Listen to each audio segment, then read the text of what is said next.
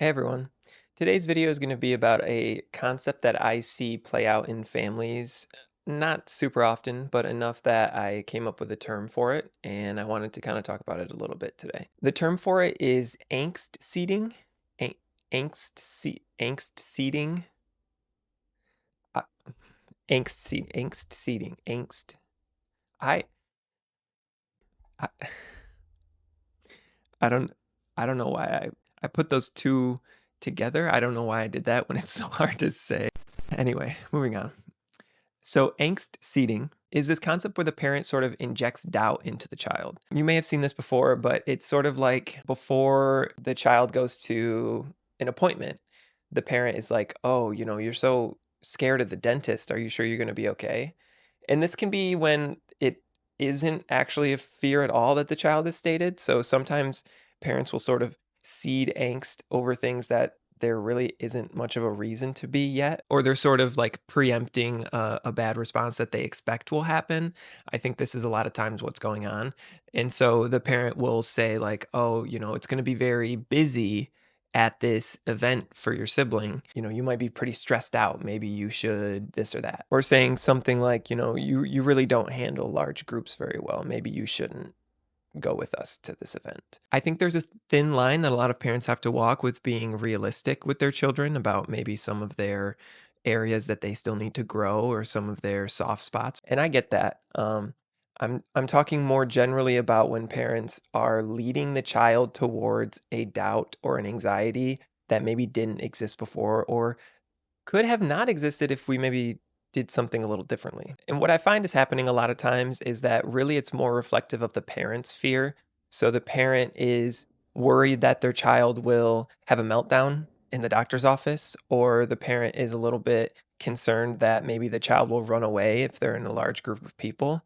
And so the parent is working through their own fears, and in expressing that sort of seeds this angst or this doubt in the child. And it's often not on purpose. There is a case where this could be on purpose. There's this idea of like, it used to be called Munchausen by proxy. Now psychiatrists call it FDIA or factitious disorder imposed on another. But that's a very specific case. I would probably say, even in those cases, it is still a reflection of the parent's fear. It's just hitting a point where it's really clinically concerning and dangerous to the person that's being imposed upon, and very psychologically dangerous to the individual doing that as well. I would argue it probably all stems from fear.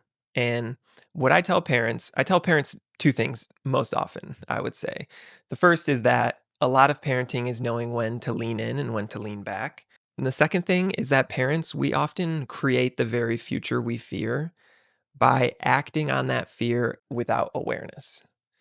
And I know this is hard because parenting is all about fear, it seems most times. You are responsible for a whole other being that is naturally going to come with so much fear. And so it makes sense that parenting does revolve a lot around responding to our fears.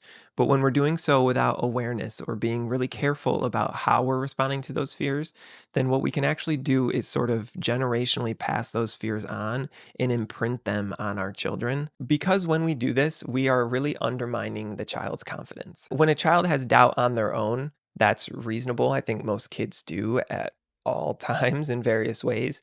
But doubt that comes from the caregiver, especially adults in general, but the caregiver especially, that doubt is going to be way more weighted to them.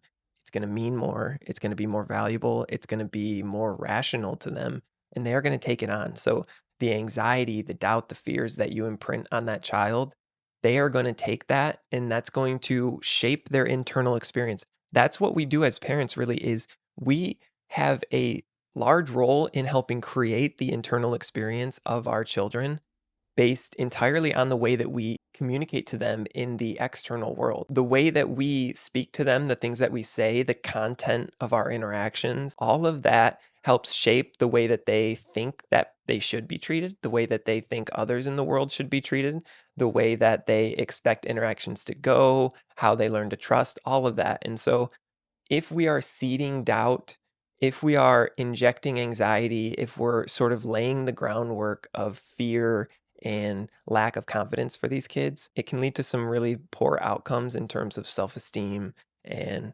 ability to regulate distress, and basically just building that solid sense of identity that really gives us a base and helps us find fruition and growth and success and everything that we want in life. And that's why I bring this up, because ultimately I know that most parents don't want to do this. And sometimes they may do it without the awareness that it's happening.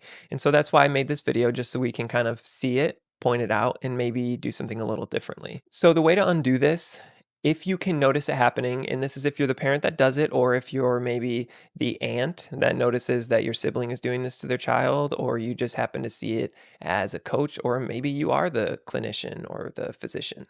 How can you, on the outside of this interaction, how can you help undo this angst seeding? I think the best way is just the opposite way, to encourage, to seed bravery. So saying, I know that it stresses you out, but you overcome this just like you've overcome every other time. Or don't you remember last time you did so well? It can be anything, you know, you can seed that sort of bravery just in the same way you can seed the anxiety. It's really your choice in how you want to imprint that on the child. They may already come up with a ton of anxiety, and then your job is to help them kind of manage that and work it back down. But encouragement is going to be a piece of that either way. And if the child doesn't have anxiety, then just seeding them with bravery is going to make them feel great about going through whatever that is and overcoming it. And then they will have a sense of competence and sort of self direction that they can take with them for the rest of their lives. So, how we undo this angst seeding is to seed bravery, to support, to encourage, and to remind the youth of their inherent skills, their strengths, their resilience. And that at the end of the day, you'll always be there to support them, because that's parenting. I hope this was helpful. And, you know, guys, I am still kind of new to this video making thing, and I'm just kind of trying various stuff out, jumping around topics in the way that I make these videos. So if you have any recommendations, if you have any questions, if you have something that you'd like to learn more about or want me to put together a video about, definitely send them my way. I would love to hear them. Or if you have any feedback, I'm always open to it. I appreciate you guys for watching, and we'll see you next week.